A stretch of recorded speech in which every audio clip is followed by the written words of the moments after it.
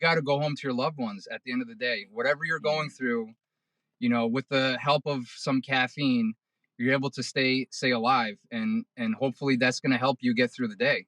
Yeah.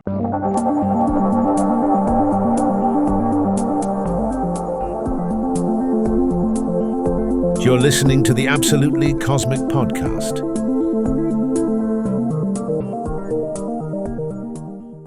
Good afternoon, ladies and gentlemen. Welcome to the Absolutely Cosmic Podcast, where we talk about anything self-improvement from the nerdy perspective. I'm your host, Joshua Salgado, and today I'd like to introduce a startup company from Connecticut. Excellent caffeinated coffee, Gatekeeper Coffee. Yes. Welcome, guys. How are you? Thank you for Awesome. coming on and taking the time. Again, like we were just talking a few seconds ago, you guys literally just got out of work, and now you're on the podcast. We I are, yep. appreciate it. Yeah, we are. We pulled over somewhere. We wanted some nice privacy, and we're doing it, man. We're definitely excited. Yeah. Thanks for having us. Hell yeah. You're welcome. Yeah, You're welcome. man. I love seeing what you guys are doing on social media. You guys are entertaining as hell. Just No. posting and talking about your Glad. brand and Yeah, positivity and motivation. So you think about it, right? It's the modern day business card. I mean, Yeah. who really has business cards? I mean, yeah, people do, but everything is social media. Everything is online now. Mhm. That's how Yeah. you want to spread the Yeah. brand. I mean, everybody's on their phones, like 24/7. You're looking on your phone. You're on social media, Yeah. TikToks, Instagram, Facebook, whatever it is. And that's really like the best way to spread the word, the brand awareness is all on that. All of that is on Instagram and TikTok. Yeah. 100%. Yeah. The reach has been wild, man. We've been reaching out, even just with what we have for the, just the past few weeks, people reaching out from all over the country. Yeah. Wow. You guys are going to be the next like Black Rifle Coffee. even bigger than them. Who? Black Rifle? Who? Yeah, who's that? Yeah. No. They're doing great things, man. But Yeah. eventually, right? That would be the goal. That's the goal. That would be the goal. Yeah. Started with a dream. Start with a dream. Yeah. I mean, we really. I don't want to jump ahead, but we really did start this company as every branch in, whether it's military, law enforcement, EMS, firefighters, every brand has a platform where it's not just selling coffee, it's also raising awareness and who they are and all that stuff. But when you dig deep into it, there's no corrections. Yeah. There's no corrections-based coffee company. Mm-hmm. So I think that's where we come in. And there is like small coffee companies here and there, but they're not really pushing the awareness, the raising the daily challenges that we face every day. So nobody's pushing that. So that's where we come in. Yeah. 100%. Yeah, man. And law enforcement in general, but corrections is rough. I mean, I had a lot of family friends who were in it, in that career field, and they like literally broke their back, like no exaggeration, had to get surgery, constant, it's a very rough career field. So 100%, the fact that you guys are, and being in the military, caffeine is what. Caffeine Here is we what go. keeps us Cheers, running, man. so. Cheers. Cheers. Same energy drink, by the way. Hell yeah. So how did you guys start the brand? Where did that happen? Like, how did that happen? I'm curious. Yeah. So, well, first we go back. We actually went through the Corrections Academy together. Okay. We go back quite a ways, and we both were correction officers together at the same facility, and we parted ways for a little bit, and we ended up back together. And we always talk. We've stayed so close throughout the years, and we were kind of just thinking about all these brands, like we were talking about, like Black Rifle, right? They bring so much awareness to like military and veterans, and we're like, who does that for us? Who does that for corrections? And we just had this thing, and we drink caffeine all day. 95% of the COs and the prison staff in there, they drink caffeine all day, and so we were like, why don't we just bring awareness through what we like, right? Which was caffeine. 100%. So we're sitting in our office. So like Brown said, we were sitting in our office, and somehow, we started back in 2014 together. Okay. Through all those years, we ended up together again, and now we're sharing an office, whatever. So, and we get to sit and kind of brainstorm, and we just wanted something more to do, right? Something more out of life. And we just started brainstorming, like, how can we accomplish that? How can we achieve that? And that's where the brand started coming in. 100%. That's awesome. It's really great to hear when people like pursue a passion. And what's interesting is you guys use caffeine. You guys use coffee. I mean, Yeah. again, being military, we use coffee, we use energy drinks. Like that's something that in our career fields, that first responder type, that law enforcement type, that military type, you need that to run on late hours. And the Yeah, fact man. that your guys is coming together and building that is awesome. Yeah. It's a cool story. It goes with our slogan too. Our slogan is "Stay alert, stay alive." And There we go. the crazy thing is where we got that was, you know, we were thinking, well, the name kind of stuck to us. We were thinking of like a slogan, and then in one of the prisons where we're at, when you walk into the staff entrance, there's a sally port, and it's a really old prison. It was built in, I think, the 50s or 60s. Okay. Well, not really old, but it's older compared to prisons. Most are like, you know, newer high tech. This is like an old school iron bars, old school prison. And when you walk in, there's a sally port. So, you know, there's doors that'll close behind you. There's like people You're checking in prison. you in. Yeah, before you come through. And written on the wall up there for the staff to see before they go into the concrete jungle every day is "Stay alert, stay alive." And we're like, what a powerful statement. Yeah, 100%. That's perfect. And you see that every day, man. You know, you see that every day, and it goes hand in hand with drinking coffee, dude. You know, being caffeinated really gets you alert. Yeah, and you stay alert, and then you got to go home to your loved ones at the end of the day. Whatever you're going through, you know, with the help of some caffeine, you're able to stay alive, and hopefully that's going to help you get through the day. Yeah. Well, even if you look historically, I mean, like coffee is the reason why like the Industrial Revolution happened. You know what I mean? So, Wow. Yeah, you're right. Yeah. Right. That's why coffee breaks are a thing, because factory workers were getting tired, getting injured, breaking things, and then they implemented that. And it's just a common thing that we use that we don't realize how how much more productive it makes us, you know? Right. Absolutely, man. Yeah. Especially with long shifts and third shift and getting mandated and just really being on your A game, because everything in there is about being your A game. And we really wanted to not just sell good coffee. Again, we wanted to bring awareness to what correction officers do, because we're so far behind the mix that it's like we're forgotten about so much. And just to make people feel not only are they getting good coffee and staying alert, they're getting like what they do out there to the public. Yeah. So piggybacking off of what he said, like we are corrections in general, not just in Connecticut, everywhere. Like we really are forgotten about, because if you take law enforcement, like police, right? They're out in public. There's cameras. There's people. Their cell phones are huge now. You know, everybody sees what the police are doing. But you take our job. There's obviously no cameras in there. I mean, there are cameras, but not cell phones, right? Yeah. And we're just always behind the scenes. Like we're always forgotten about. Yeah. And you take police officers, they're dealing with civilians, they're dealing with, they're catching criminals and everything, but that's not all the time. They are like you and I were talking yesterday or today, like we don't get to cross take the old lady's hand and cross her, like walk her across the street, right? Like that's all we deal with as criminals. Yeah. There's no non-criminals in there. That's all we do. It's it's a negative, harsh environment. That's what we deal with every single day. And then you get mandated. That's 8 hours on top of your 8-hour shift right there. So 16 hours. Tack on your home, tack on if you have kids, a spouse, your social life. Yeah. What happens to all that, you know? Yeah, that's true. That's true. You got, again, like you said, you guys are around criminals. You guys are around people. Once they catch them and they're convicted, they go to prison, they go to jail. So it's like you guys are surrounded with, again, that negativity. You guys have to constantly, you know, be disciplined and be, I guess, neutral with your jobs, but also hold that mentality for your personal self of positivity and motivation. 100%. Because it creeps in. You know how they say, like, you're the average of the 5 closest people of you? I can only imagine how difficult it can be being in that environment. Yeah. And so just because motivated. Just because they go to prison too doesn't mean they stop committing crimes. Oh, so, that's a good point too. There's a lot that goes on behind those walls.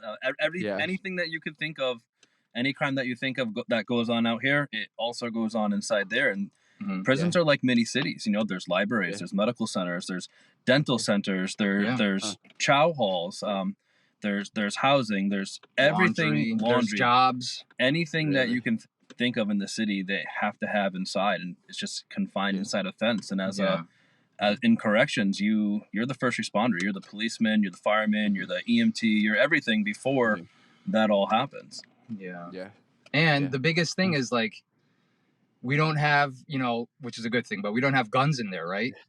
We don't have guns. So it's either you got to use these or you got to use this right here. That's it. Yeah. That's all you have. You just got to use your hands, or most importantly, you got to use your mouth. You got to know how to talk to these guys. Some of these guys are hardened criminals. They're 60, 70. Some of them are serving multiple life sentences. How do you talk to that guy, right? Yeah. So this is where, like you said earlier, motivation, the positive, you got to bring that into the job every single day. They'll catch you like that, man. If they see a weakness in you, if they see, like, they'll see right through you. If you're trying to fake it till you make it, they're going to see it. Yeah. They'll see it right away. Yeah. Yeah. So you got to be able to use your communication skills too, on top of all of that. 100%. 100%. Yeah. So do you guys have any notable stories? Maybe a story where like an inmate turned out to be good and reformed, or maybe something crazy that you'd like to share? There's stories for days, right? There's stories for days. But we do have a lot of like positive things too, because not all these guys are hardened criminals. We have all walks of life. We have people who are combat vets who just had a drug problem who come in, and how do we rehabilitate them? How do we let them become a productive member of society? Because a lot of them are going to become our neighbors again. You know, 100%. So there's a lot of services, and both of us now that we share our office, we're actually counselors now inside the prison. So we switched from correction officer to correction counselor, and just giving back and empowering and talking to some of those guys. But also, we face the same dangers. We're inside. We're boots on the ground. We just walked out of that prison 30 minutes ago. Yeah. 100%. Speaking of a story, I mean, it's not your typical badass story, but something about like something that stayed with me for a long time is so my background is I'm Turkish. Okay. And I don't ever see any Turkish inmates ever. Yeah. And they don't see Turkish officers or Turkish counselors. Everybody comes up to me speaking 100 miles an hour, Spanish, and like I'm like, whoa, hold on a second, like I thought you were Puerto Rican, I thought you were Hawaiian or something. I never get like, I thought you were Turkish. I've yet to get that. But so I was working one day, and I'm in this unit, and as part of your job, you have to know your roster. You have to know who's in your unit. You have to know where they're going. There's movement 24/7, so you got to make sure you got to stay on top of it. Yeah. And I'm going through the roster, and I see a name that stood out. I'm like, this looks like a Turkish name. So I end up calling this guy out. I'm like, hey, come to the bubble real quick. Let me talk to you for a second. And I said, do you know where I'm from? He's like, I have no idea where you're from. I told him my name. He goes, is that Turkish? I said, listen, you're the first person to say, is that Turkish to me? And I said, matter of fact, it is Turkish. And I started speaking Turkish to him. And guess what? He started crying. Really? Because it's been 20-something years since he's spoken Turkish to anybody. Wow. And that just stuck with me, man. Like, that right there. I mean, he's done some bad decisions in his life. Yes, I get it. And it just stuck with me. And we just talked for a little bit. I got to know the guy. Yes, he made some bad decisions, but that's been with me since my whole career. I do remember that. Wow. That's powerful. Yeah. That's awesome. Yeah. That's a glimpse into just humanity. A lot of 100%, dude. 100%. Yeah, exactly. Yeah. Like you said, he's done some bad things, but people label him. They're like, oh, they're just, and I'm sure there's a lot of evil people, but at the same time, they're people. People make bad decisions early on in life sometimes, and we all make bad decisions. It's just some are a little bit worse than others. And a harsh reality check is I was working in the so we have a segregation unit inside the prison. That's like a prison inside a prison, I guess, right? It's like a timeout. Yeah. And we had one inmate come up to me. He was very irate, and he looked at me straight in the eyes. He was a big guy. He was a big guy. He's like, listen, you're one mistake away from being where I am right now. Damn. And I'm like, yo, that's truth right there, dude. That's truth right there. Wow. Yeah. I mean, yes. So like we do have tons of stories. Yeah. Not to be, some of them are gory, some of them are disgusting. Like it's just the shit. But it is the harsh reality that the shit that we deal with is that's our job. You know, we go into work sometimes and there's feces smeared on one person all over his body. Yeah. Like, all right, guys, we got to go take this guy out. Here we go. You're sitting down and you're just, doing your day-to-day things, and the radio goes off, and you're just running, and you're running to somebody who just got stabbed with a homemade knife, and you're dealing with it. It's their story after story. Not every day is crazy in fights. A lot of it is monotonous, but then you just have those days that shit could hit the fan at any moment. Yeah.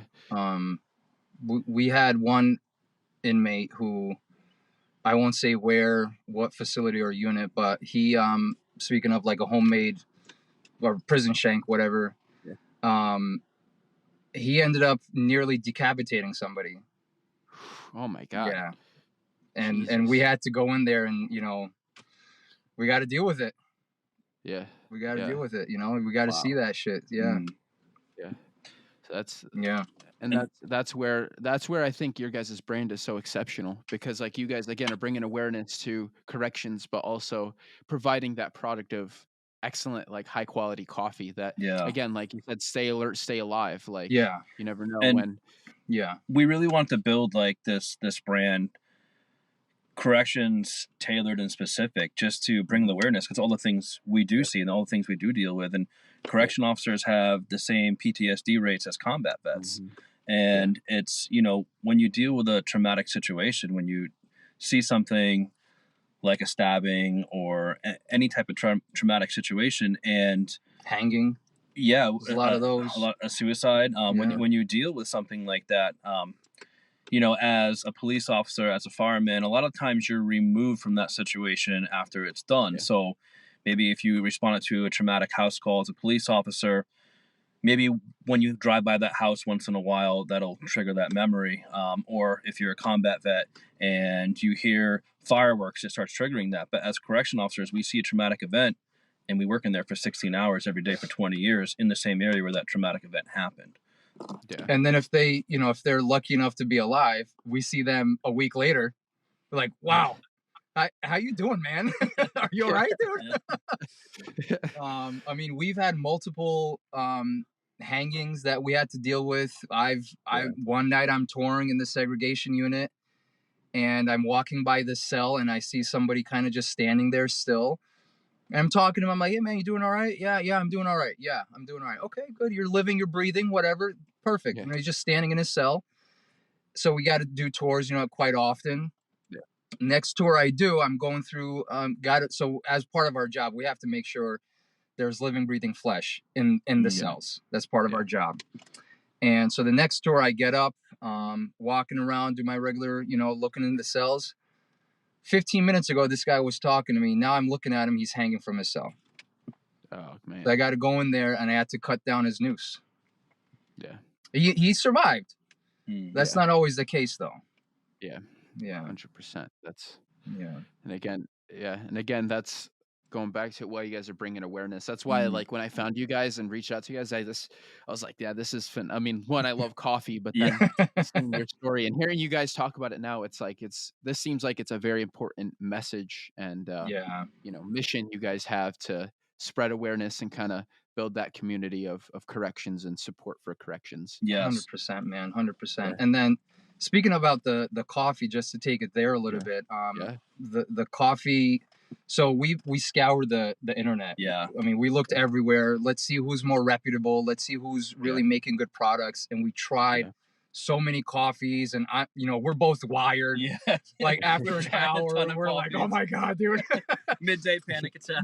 Midday panic attacks, just full blown anxiety attack right now. We eventually landed on one roaster, and they're out of what? California. Okay. Really good, really reputable. We love their coffee. Yeah. The one thing that I do want to note is with our coffee is you don't want to. It's funny. We were just talking about this like an hour ago. You don't want to rush the process of coffee. Yeah. And I think that's coming back with the whole French press, with the whole beans. Yeah. People go to Dunkin' Donuts and they just conveniently buy a $4 mud water coffee. that they don't even enjoy, and then they throw it out. They don't even finish it. You know what I mean? So so we have a coffee maker in our office, and I was able to slow down the rate that the water was going through the coffee grounds. That way it's really taking the flavor out of the coffee grounds. And it's really such an experience, because when I took that coffee cup and before even tasting the coffee, the smell just hit me yesterday. I'm like, oh my God, this smells so good. And it just it was just an experience. And I'm sitting there sipping on my coffee. I'm able to do my work while enjoying a good, fresh, hot cup of coffee. And the good thing about our coffee too, it's ordered and then it's roasted. So that was our biggest thing. I was like, we didn't want to just get some coffee that was bagged up and shipped to your house and it wasn't that great. We really did our homework, and we tried to get the best tasting coffee with a small batch roaster who will roast our orders specifically for us, and then ship it right to your house. So the coffee that you're getting is beyond fresh. It was it wasn't even roasted a week prior to you getting it. So when you get it, it's super strong, it's super smooth, it's super good, and that's what we really wanted to do. Versus the Stop and Shop aisle coffee where it's been sitting there like all the way in the back. 4 weeks later, you're getting coffee that was roasted. Who knows how long before that? You know what I stale mean? and and we've been doing some blends, and we're having our roaster do some blends with Robusta beans. And people don't know there's different types of coffee beans out there in the world. We're learning as we go. But the Robusta beans are super high in caffeine. They're usually 2 to 3 times more caffeinated than just your regular bean. So we're having some blends, and we're having Robusta put into the blend, so this way you get that super high caffeine content. So instead of getting 90 milligrams of caffeine per cup, you're getting 150. So you're getting more caffeine. 100%. Wow, that's awesome. I love your guys' passion for it, and like the fact that you guys did the homework, dive deep, like you guys are experimenting with different like methods, different types of beans and things like that to actually we are bring what you need.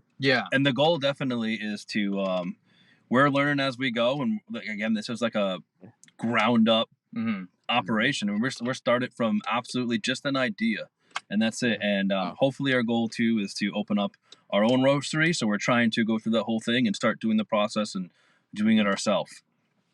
Wow. And kind of going off that vibe, right? Just started with an idea. I'm huge. We're both huge into motivational stuff. Hell yeah. Inflicting motivation on people, right? It's actually part of our job now too. We have to motivate these guys every morning. We go there 7:30 in the morning, and we got to motivate these guys, like hardened criminals that are addicted to all these kinds of substances. Like, who are you guys? Why am I going to listen to you? You know? Well, let me tell you. And we go and motivate them every day. But going back to that idea part, is the biggest thing that I always say to myself is I hate to say what if. Like, what if I pursued, like, what if I did this? What if I did that? Well, no, fuck that. Do it. See what happens. Pursue 100%. It. Spend some money. Stop being so fucking lazy, man. Go and do it. You don't know what's going to happen. If nothing happens, good. You're not going to lose anything, right? What are we losing? We're not losing anything. Go out there and chase it. You never know. Maybe for a year, nothing's going to happen. But that year and one day later, that might be your breakthrough. But you'll never know. What if, right? You'll never know. Yeah, 100%. And the thing is like when you start anything, right? Whether it's fitness, anything in life, right? You're going to suck at it. Like you're not going to be good at anything you start. So might as well just start and get good at something. Eventually you're going to be great at it if you keep going, you know? Yeah, I love that. That's the thing. So I used to do like professional bodybuilding stuff, going back to the fitness part. You're 100% right, man. And it goes hand in hand with like starting a new business. You're not going to know what you're doing initially. Keep pushing, man. Keep pushing. You're going to learn as you go. And then a year later, you're like, wow, look at all the progress I made. The motivation for us has been insane. We've got sales. Today we sold some coffee out of California. We sold coffee out of Tennessee. We're just sitting there. We're like, people are actually really vested, and it's just giving us the motivation. We have been like for the past several months just on this thing 24/7 and learning as we go and how to build this business and how to do the LLC and how to do the EIN, because we had no idea, and now like we actually have some feet on this thing, and it's such a cool process to be part of. And it's like his saying, he always motivates these guys, and his thing is it is it day one or is it one day? And that's the thing. It's like, is today day one we're gonna do it, or is this one day I'll do it? That's the thing. Like, I'll do it Monday. I'll do it next week. The whole thing with like the New Year's resolution, right? I have a couple weeks. I'm gonna whatever. I'm gonna fuck off for 2 weeks, but I'm gonna start that Monday. All right, so you're going with the 1 day route, but is it day one? Start day one right now. Don't wait. Start it right now. What are you waiting for, right? Yeah, 100%. Yeah, man. It's the same thing I've had. Thank you for listening. Consider absolutely smashing the subscribe button for more content like this.